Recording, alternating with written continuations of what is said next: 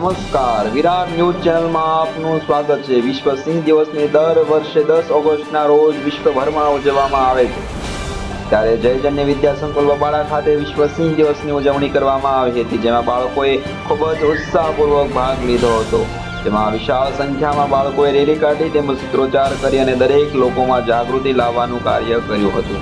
તેમજ શાળાના પ્રાર્થના સભામાં પર્યાવરણ તેમજ સિંહ વિશે અલગ અલગ સ્પીચ દ્વારા બાળકોને જાગૃતિ લાવવામાં આવી હતી। આવા જ સમાચાર સાંભળવા માટે અમારી ચેનલને સબસ્ક્રાઇબ કરો, લાઈક કરો અને શેર કરો।